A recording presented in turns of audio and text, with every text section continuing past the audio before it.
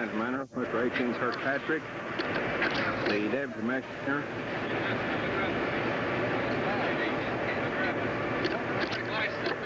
Deputy Commissioner Sam Johnson.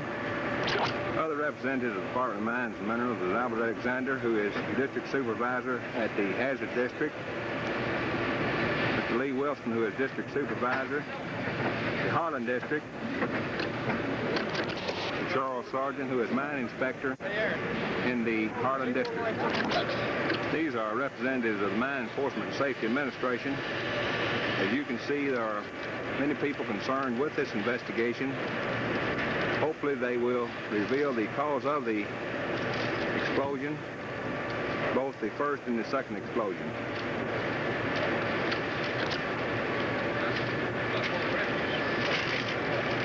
This is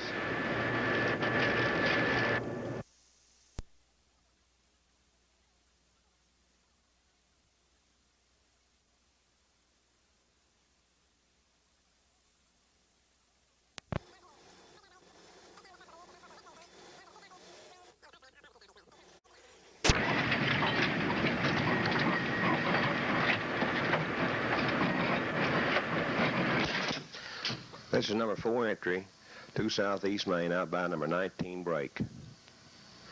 This is the power center on the right-hand rib of number 4 entry, in by number 19 break, out by number 20 break.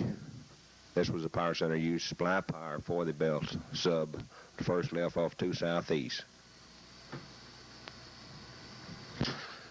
This power center was located number 4 entry on the first left off 2 Southeast Main, and this is a power center that was used to supply power for this section for the first explosion. This power center is completely destroyed by the force of the explosion.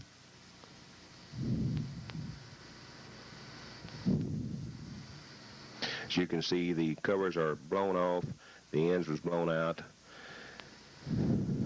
This is a battery charger, which was located number 3 cross cut between number 3 and number 4 entry. This charger was being used to charge the batteries on the scoop that was at the same location at the time of the explosion. These are some scenes of the battery charger. It gives you an idea of the condition of the charger after the force of the explosion.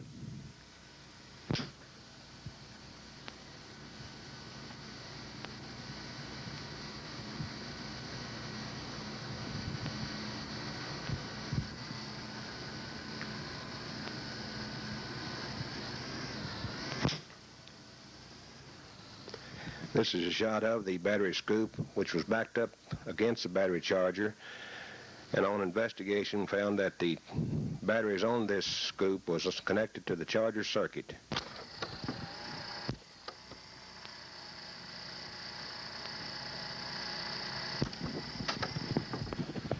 This is up number 3 entry, the first left, the location of a roof bolter that was in process of bolting top at the time of the explosion. These are pins that were blown from the top of the roof bolter. This is the roof bolter itself in position at the time it was being used by the operator. A large piece of rock that you see in the center of the screen fell from the roof down on top of the roof bolter, probably sometime after the first explosion. This is the boom being raised against the roof, indicating that the operator was in the process of drilling the roof. This is another scene of the rock found on top of the bolter upon investigating by the crews. This is a shot of the torque car in the headings of number 4 entry in under the boom of the continuous mining machine, indicating that it was in the process of being loaded at the time of the first explosion. This is a scene of the continuous miner against the face of the coal, removing the coal from the face, loading it into the shuttle car. The operator was positioned at this location here at the time of the explosion. This is a shot of his lunch kit and thermos bottle, part of his lunch still on the deck of the continuous miner. This is the operator's seat. It did not appear. This is a scene of his lunch bucket, a shot of his lunch bucket. This is a scene off of the right of number 4 entry going over to pick up number 5 entry. This was the location where reported that the 6 men had barricaded themselves after the first explosion occurred. 2 men had left the barricade and moved out by the barricade. This is a shot of the power box which supplied power for the low voltage circuits up in the first left off of the 2 southeast main. As you can see, this box was pretty well torn up, blown over on its side up number 4 entry in by the 7200 volt box. This is a scene of the water deluge box out at the head of the first left off the 2 southeast. This is a scene of the belt drive itself. This was the belt drive that brought the coal away from the face area of the 1 left panel off of the 2 southeast main. At the time of the explosion, this belt was completely assembled, intact, and after the explosion, this was the condition of the belt drive. As you can see, there was a great force from this explosion that apparently came from the face of the first left entries, working its way out to the mouth to the 2 southeast main. This belt drive was located in the number 3 entry. This is a view of the belt structure where it coupled onto the belt header and extended back up to the headings of the number 3 entry, first left off the 2nd southeast main panel. This is the starting box for this belt drive. It normally would be sitting in an upright position on the runners that you see at the top of the screen. On this end that you see now on the screen are the control leads coming out of the control box, going down to the belt drive connected into the motor. This is a part of a miner's cap that was found one breakthrough in by the belt drive, apparently belonging to one of the miners that was involved in this first explosion. This is another scene of the belt structure that is going up the number 3 entry of the 2 left panel. As you can see, the structure is blown looking up this entry toward the heading to the right rib. This would indicate, and is the opinion of the investigating teams, especially the teams represented by the Department of Mines and Minerals, that possibly the force did come from the heading of the 2 left panel coming down the belt line and causing the belt to be blown over to the position that it is in now. We're continuing on up the number 3 entry, which is the belt entry. We're up to now the number 1 cross cut that is cut between the number 3 and number 4 entry. This is a real good shot in comparison to the ribs going into the cross cut, whereby you might see that this belt structure is blown over again the left rib toward the track. Continuing on up the belt line to the number 2 cross cut between number 3 and number 4 entry. You can continue to see the condition of the belt structure leading up to the tail section of this belt line. This is a shot of the tail section, and directly behind the tail section is the belt feeder.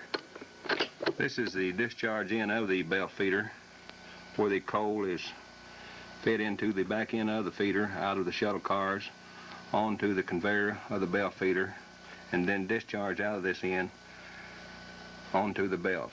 Normally this belt feeder would be positioned directly over the tailpiece itself, but as you can see, there is a separation of several feet from one point to the other. The right-hand side of the locomotives, this shot is being made in order that you may observe the soot and debris on the roof bolts, the discoloration of the ribs,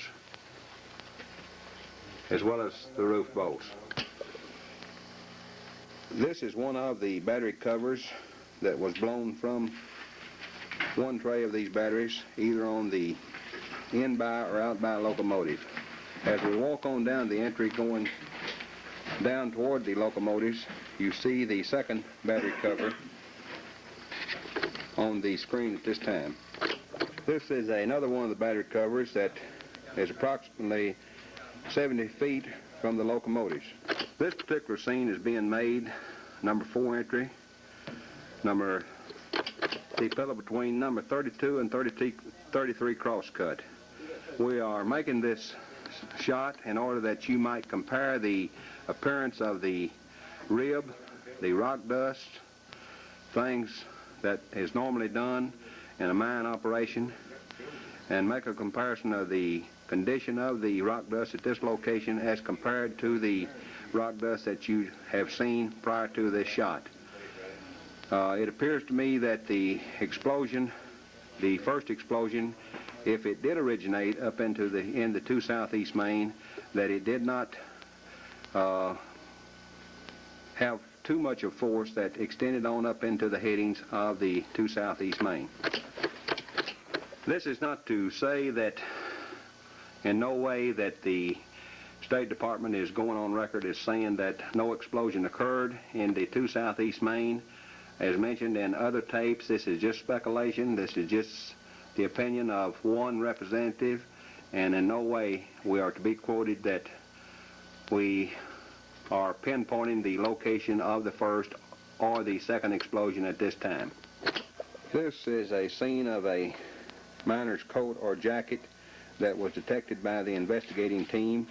This particular scene is being made in the number 33 crosscut of number 4 entry, the 2 Southeast Main entries. This is a miner's lunch bucket, top, and a seat or cushion possibly out of the deck of one of the locomotives. And as we sweep on across, we notice another battery cover indicating that there was quite a bit of force at the location of the battery locomotives. Something caused these battery lids to be blown up in this direction, indicating that the force did come out by and did extend up into the 2 Southeast Main, even though it wasn't violent to the extent that the ribs had a discoloration or a change in appearance. This is another cover off of a tray of batteries that was on one of the 2 locomotives at the time of the explosion. This particular cover is approximately 150 to 175 feet from the locomotive. This is in by the locomotives. Again, we mentioned that the force of the explosion did cause this cover to be blown in this direction. This is a miner's cap. As you can see, this miner's cap has been exposed to excessive heat. It has caused this helmet to melt and disform its shape. This helmet, in all probability, was one that was worn by one of the victims that was at the location of one of these locomotives at the time of the first explosion. This is the second miner's cap that was discovered by the investigating team. This cap was approximately 30 feet from the other that you have just seen. This, in all probability, was the cap worn by the second victim at the locomotive at the time of the first explosion. This is a shot of the 7200 volt high voltage cable that did extend up into this 2 Southeast Main when it was in production. As mentioned earlier in this tape, this circuit was disconnected prior to the first explosion. The bursted spot that you see on this cable, upon being examined, found to be only the outer jacket. In all probability was torn in the process of either being transported into this section or after hung in this section. It's a possibility that something did cause this cable to be damaged. In no way do we feel like that this cable had any connection with the source of ignition of this first or second explosion. This is a shot of a piece of rope that possibly was used, that is used in many cases to drag the high voltage cable with. This scene is being made in order that you might see that as far as the appearance of this rope, it shows no sign of being exposed to fire at any time. This is not to say that there was not a fire in this area, but is speculations and from the standpoint of the Kentucky Department of Mines and Minerals, we do not feel like that this rope has been in an area that where fire was present. This is a part of a miner's lunch kit that is being examined by District Supervisor Mr. Lee Wilson, a representative of the Kentucky Department of Mines and Minerals. He is examining this kit for possible burns, indicating that it would be exposed or would have been exposed to fire. It appears that in all probability, and it is a possibility, that this lunch kit was exposed to severe heat. Again, it is possible that this lunch kit at the time of the first explosion could have been located down at the locomotives, and the force causing this lunch kit along with other materials to be blown in this direction. This lunch kit is approximately 500 feet from the location of the locomotives. This is a scene of crosscut, number 36 crosscut, located between number 4 and number 5 entry of the 2 Southeast Main. This is a barrel that was used in order that the miners, when eating their lunch, might throw their scraps, their cans, paper, and loose material into this barrel in order that it might be taken to the outside and eliminate a possible fire hazard.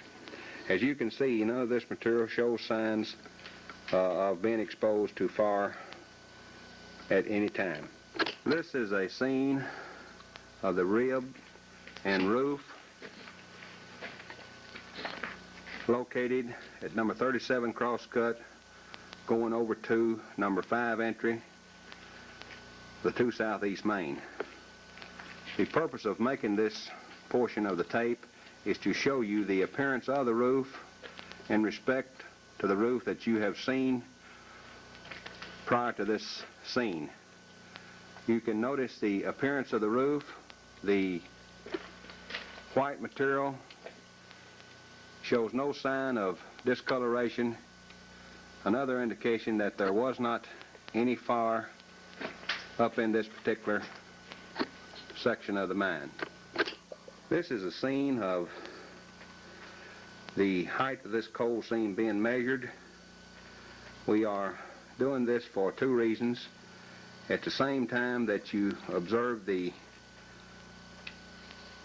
height of this coal bed at this particular location in the mines, you will also observe again the condition of this roof and ribs in respect to what you did see at the locomotive. This coal bed itself at this particular location measures 8 foot and 6 inches. This measurement is being made by a representative of the Scotia Coal Company.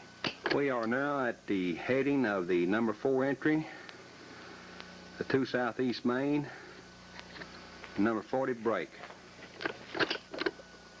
We are looking directly straight ahead to the face of number 4 entry at this particular scene. We, at this particular location, Again, would like to mention that the section was sufficiently rock dusted. This being the rib of the left-hand rib of the number 4 entry to South Main in this particular scene. This is a borehole that was drilled into the mine after the first explosion and after the sealing of the mines. This borehole was drilled in order that the mine atmosphere might be sampled. Samples were constantly being made in order that the Mine Enforcement Safety Administration, the Kentucky Department of Mines and Minerals, the Scotia representatives, and the Scotia employees might at all times know the condition of the atmosphere in by the fresh air base. This is a scene of the borehole looking directly up the hole. On the right-hand side of the screen, you will note the sampling tube that was used to draw these samples out of the mine atmosphere in order that the samples could be taken, determining the methane gas and the CO that was present in this atmosphere at all times. This is a scene at the heading of the number 5 entry, a roof bolt plate having a date apparently posted by the fire boss. It appears that this date would be the 2nd and 6th. The initial cannot be determined as to what the initial is by the one who is making this tape. This is another roof bolt plate at this particular location, and this date can be determined as what it is. This is the 2nd and 4th, and the initial is VC. This is the location of the number 37 cross cut between number 2 and number 3 entry in the 2 Southeast Main. This is a concrete block bradish that was built at the time of the second explosion. From all indication, this bradish had not been completely finished. It had not been sealed as they normally are. It is our opinion that this bradish was incomplete inasmuch as the concrete mix or mortar that you see here, the 3 bags of mortar, are undisturbed. This is the number 37 cross cut, one cross cut out by the scene that you have just viewed. It appears that this bradish was completed and it was torn out as a result of the force of the explosion. This is a shot of the belt structure that extended up into the 2 Southeast Main. At the time of the explosion, this belt was not in operation.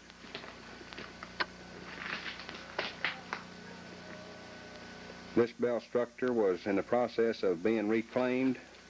The tailpiece had already been moved down to the second left off of the 2 Southeast Main and was not operating at the time of the first or second explosion.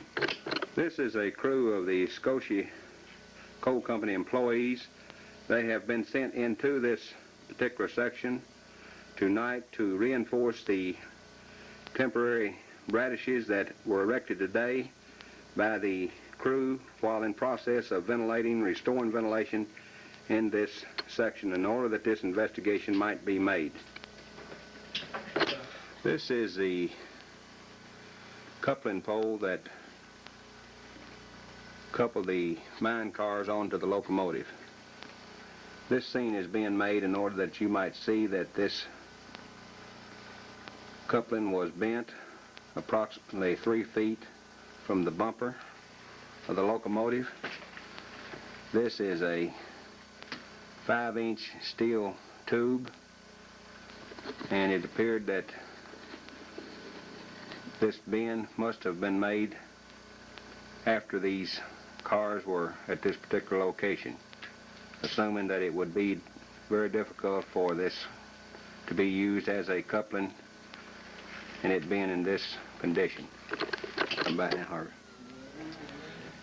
The weight of these rails, the force of the explosion against the rails, which had a rope clamp and on the back wheel with a rope stretched tight, servo brakes, could be the conclusion of this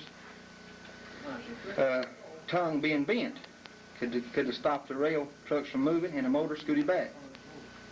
In other words, the pressure of the motor being applied by the motor, or the force of the motor being applied again, the cars being stopped by coming upon the rope could have caused this rope. Right. Could have caused this tongue to be bent. This is a scene of the rope of the number 7 body that was recovered from the mine. We are at the exact location now where the last body was found and the first body to be removed from the mine. All this information is now being mapped as to the locations, condition of the mines by MSHA representatives. This is a real good shot of the exact marking on the roof. Okay, that's 61 then, okay?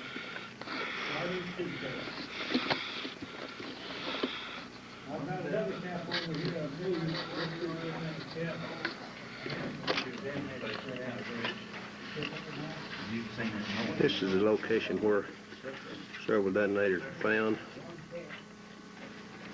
clearly marked, identified on this date and time. Do you want another picture before I turn the light off?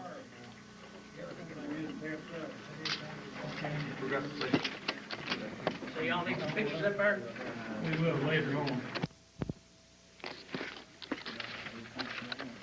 Okay, this is one of the representatives of Mine Health Safety Administration, Jim Begley.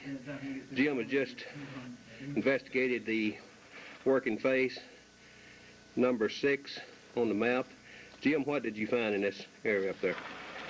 We didn't find anything, just that 2 places sure had been blasted up there. There was 2 fresh balls of coal, and there's a shooting cable stretched out up to the, just out by the crosscut. What about this other place when we got up, when we first got off? How many detonators did you estimate that we found? About 60, I think, was the number we came up with. This is one of the drill drills that was being used to drill the holes into the face. Looks to be approximately a 10-foot auger. Now, is that the cable? This is one of the shooting cables that was used to blast the coal from the face using electric detonators. There's 3 places shot up there, too. The investigating crew has just examined the number 5 place. Jim, what did you find up in this number 5 place? Nothing much, Bill. There were 2 fresh fall of coal in the face, and the crosscut had blasted through from the number 6 side, about 30 feet out by the face. Okay, thank you. You can see all the floors is very dusty in this mines, which is evident that it was a lot of violence taking place. This is the cross belt that came off of the main belt, extending up the number 4 entry, is that correct? Correct. Sweeping on across to the right rib of the number 4 entry going out to the main belt. You can see several boxes of explosives. They have been blown here from the force of the explosion. Correction on this tape, these were several boxes of detonators, not explosives. We're focusing up the number 4 entry now. On up the entry just a little ways is where 3 of the bodies were located, just in by the tailpiece, this cross bell. Marked on the roof is identifying the location where one of the bodies was found.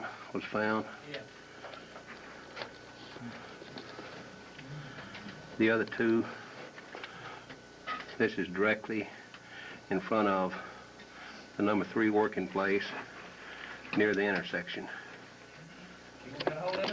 Yeah. This is another location of some detonators that was found. This is another location where detonators and explosives were found directly in front of battery-powered scoop. You got that right? What's that? Powder buggy. There's 3, it's at, well, I got measurements now. Powder buggy has 3 detonators in the cap compartment. No lids. The buggy's partially collapsed. It has no powder in it. And 1 wheel is off. And that'd be the right wheel. Right rear.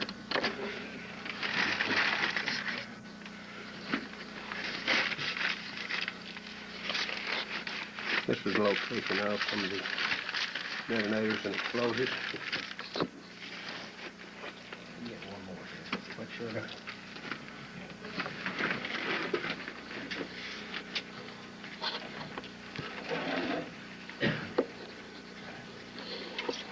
You found that right rear wheel.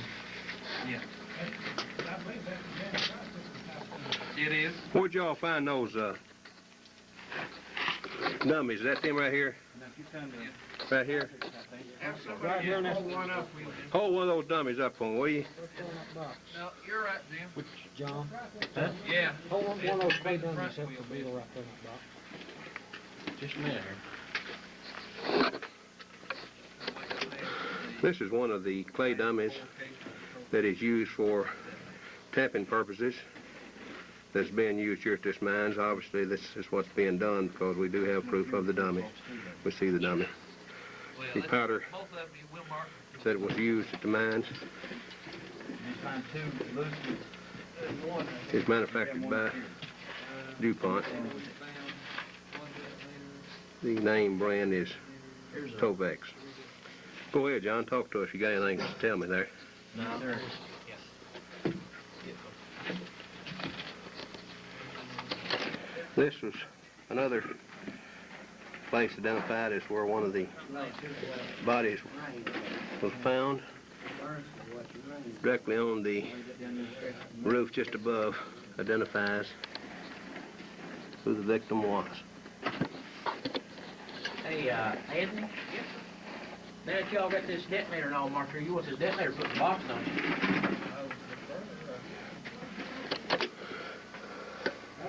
This is where another one of the bodies were located. Just by the battery-powered scoop.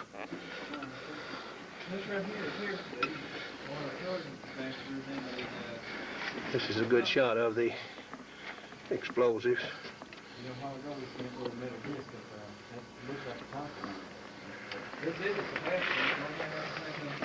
The powder car that was being used, which has a defective wheel, I'd say. Wait just a minute now. Okay. This is a part of a miner's cap lamp that obviously was blown apart from the force of the explosion. This is another part of cap lamp that was blown apart from the force of the explosion. This is one of the miners' knee pads that they use in order that they may get around and do work in this extremely low seam of coal.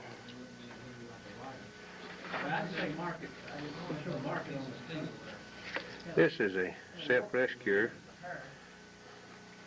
that has been removed from its case either by the force of the explosion or the miner who was wearing it at the time of the explosion. This is a boot that was worn by one of the victims of this accident.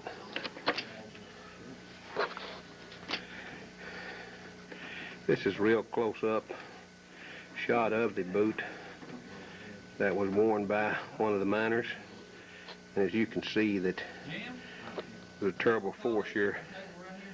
The sole is completely ripped apart from the shoe. This is another close-up of the self-rescuer that was obviously worn by one of the miners. Again, it is, in all probability, it was blown from its case, even though it could be a possibility that it was removed from its case by the miner that was wearing it.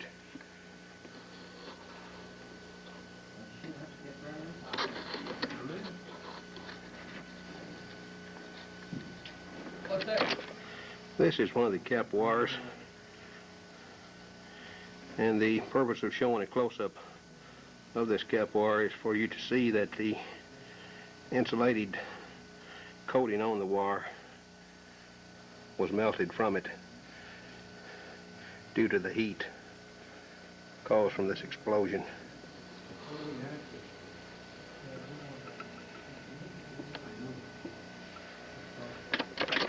This is a roof bolting machine that was being used to support the roof after coal was removed. This roof bolter is located in the crosscut between number 4 and number 5 entry. Obviously, at the time of the explosion, the roof bolter operator was in the process of installing roof bolts due to the fact that the drill steel is still extended into the roof in preparation for drilling a hole where the roof bolt will be placed, would have been placed. Turn it off just a minute.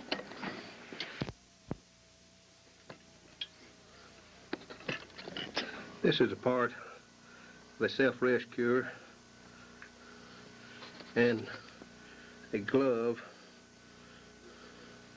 that obviously was being worn by the operator of this roof bolter at the time of the explosion. Self-rescuer is part of the self-rescuer case that contains the self-rescue device. This is a real good shot of the self-rescuer, top part of the self-rescuer case and the workman's glove. Obviously, there are 2 people associated with this particular job. It's the time of the explosion. We have 2 of the victims' dinner buckets being transported on the roof bolt machine. They had bolts made up, bent, ready to go into the holes as they were in preparation of bolting this place in order that it might be safe for miners to pass under. This is a shot of the scoop, one of the scoops that was being used to transport the coal from the face area onto the side belt. This scoop is located in number 4 working place. This is a shot of another self-rescuer that was obviously for one of the victims of this explosion. On the roof you'll see a mark identifying location of another body. Directly under this mark is where this self-rescuer is shown. This is straight off of the tailpiece of the cross belt, which in turn dumps onto the belt that transports the coal to the outside. This is another self-rescuer. This makes 4 that we have found in the mine. Directly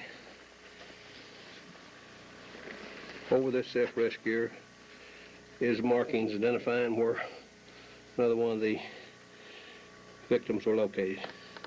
This is in the number 4 working place, directly off of the cross belt.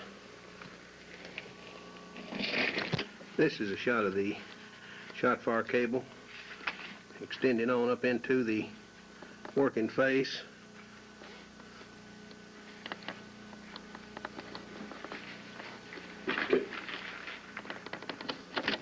In the number 6 working place.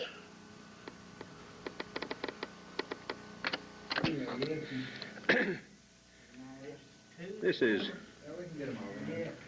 location where several of the caps were placed as they were found during this investigation. They are now being loaded in a safe cap magazine in order to be transported to the outside. The persons responsible for transporting these caps to the outside is 2 state mine inspectors, Eddie Akers, Ed Kidd, and the fellow that's driving the Jeep for us today is Benny. What's his last name? What's Benny's last name? Benny Tackett. Yeah, we saw one this morning. When you take them out, you tell them to why we never got out.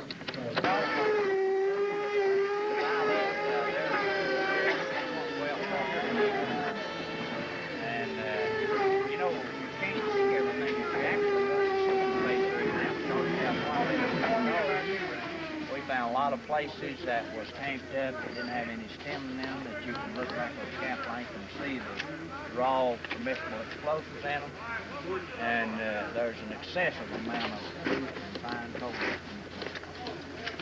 So the chances are the explosion occurred, the coal dust was ignited, and that was it. That's it. Same as Topos, right? Well, this is a little bit worse. The violence is a little bit greater. But the principle is still the same. Principle is. Let me ask you one other question. If what you think you found does in fact bear out that this was the cause, what do you think the future of shooting from the solid is? I don't know. I think if I would comment on that, I think we need to wait and let the commission comment on that. Once we furnish them all the information we have, and let the people that the governor selected on that committee come up with that answer, the future of solid shooting and what will take place in solid shooting. Because if I make a statement on that, I would probably be influencing that group or have something premature to them that shouldn't be. They need to make their own decisions. How long do you think the investigation will take? I think report. I think tomorrow afternoon that we'll pretty well have a good dust survey made and have a chance to look at all the equipment. And probably be a little longer than that, but generally we'll have all that. When do you expect a report to come here? Well, on topmost, it's been a long time, but we did an extensive investigation into that, and I'd say that will be, once we release it, you'll have the largest volume of material that's ever been in an explosion in Kentucky. But I'd say this will be much quicker. A couple of weeks we should have everything put together. I don't know how soon we'll get the rock dust samples back, but we need those. Those are important to keep us on solid ground when we say there's too much incombustible material in there and too much, So we need those, although in our own minds we know pretty well what they're going to show. Thank you. Appreciate it. Oh, one other thing I wanted to ask you. Yes. About, I know you've been shooting some videotape down there. Is there any chance of arranging somehow that we could get a dub of that videotape, or that we could make a dub of it? Well, here's what I want to do with that. What we want to do is we prepared this for this commission, and we are hopeful to let them view it, and after that, I think it'd be public record. You know, Yeah. there wouldn't be anything to keep you from Can't it. can't work out a deal with you, though, to get a few seconds of you guys underground, huh? Well, here, I wouldn't mind that. That's maybe good. maybe I'll let you get some abstracts from it, you know, occasionally. But what I want to do, we're going to meet with the committee Thursday morning, and I thought at that time we might give them a chance to view the video. It's going to be quicker than you Where think. will that be? It's going to be in Frankfurt and in the governor's office, and after that, well, we might be able to let you get a lecture on this. I have one more question. Were they shooting, how many bases they were working on at 10 different bases, right? They were working on 25 different places. 25? 25. Okay, how many? The origin of this thing, we think, was in number 6 room, and there was 3 places evidently fired at the same time.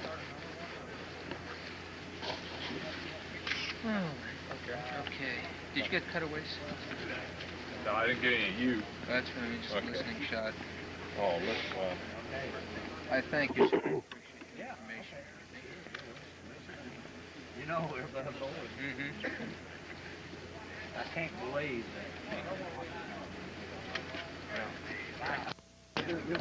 that. Huh? I'm getting something I ain't never had before. This is the number 4 entry, working place, where the cross belt was installed, leading up into the working area where coal was being mined. This is a picture of the power center after the explosion. As you can see, it was exposed to severe force caused from the explosion. Doors blown open, side covers caved in.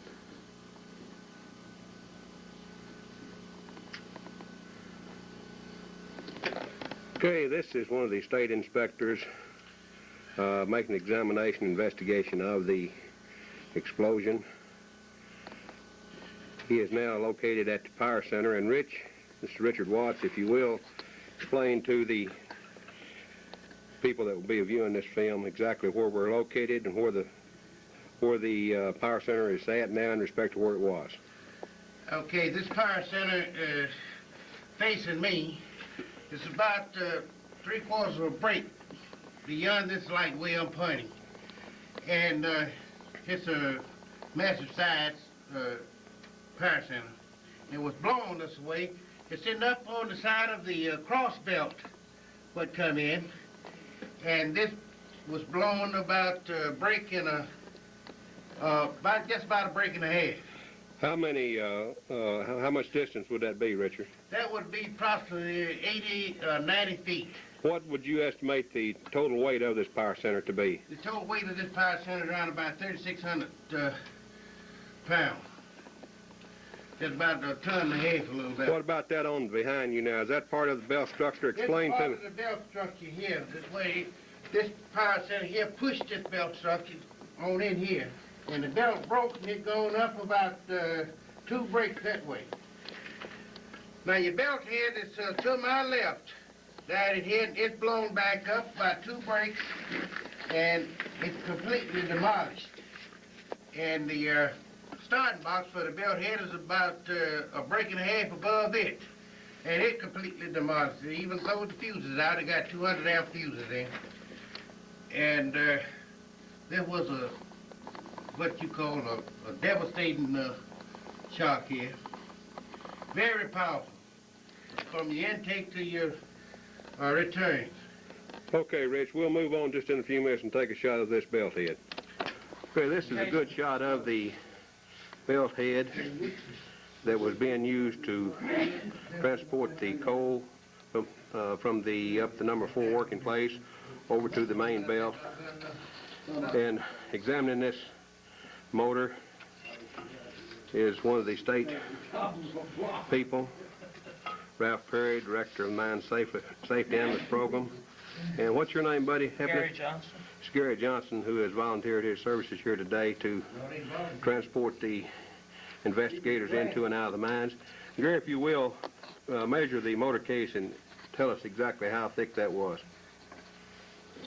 It appears to be 1/2 inch. 1/2 inch thick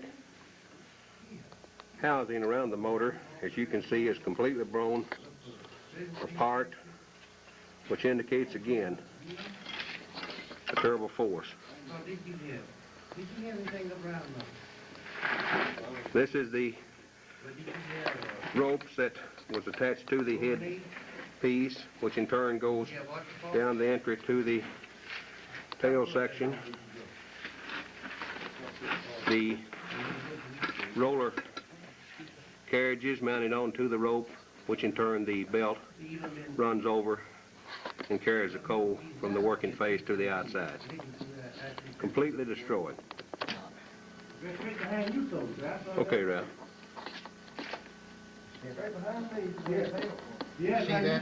What would be it? It's real fine, it's real dry, it just makes an ideal condition for an explosion.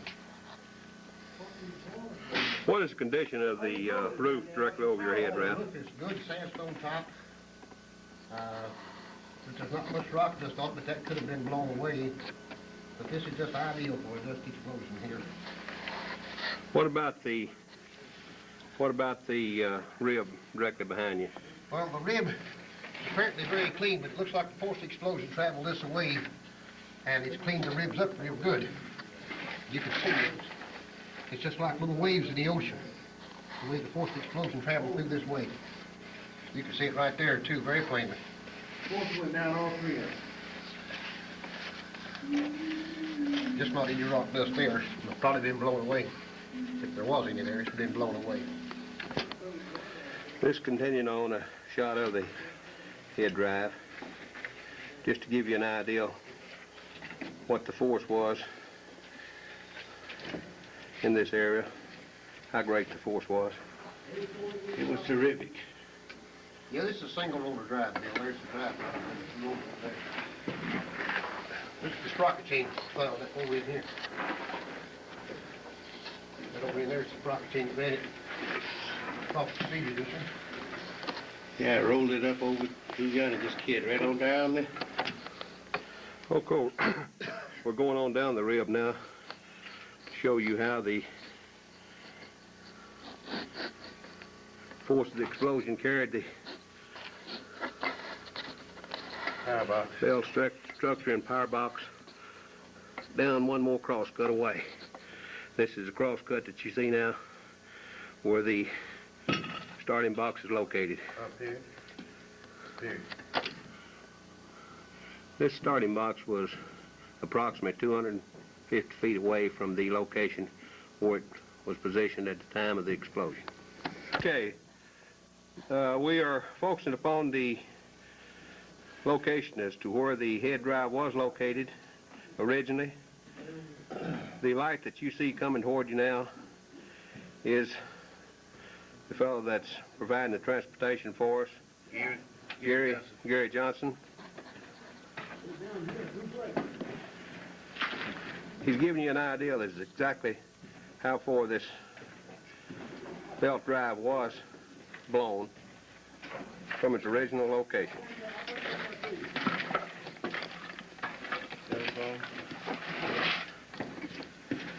What is you estimate the weight of that belt drive, Ralph? Well, that's probably 2,000 pounds. We estimate this belt drive when it was intact to be at least 2,000 pounds in weight. Speed reducer and motor. Hey, Bill? Okay. We've now returned to the outside of the mine. We'll be finishing this tape shortly. Give you another idea of what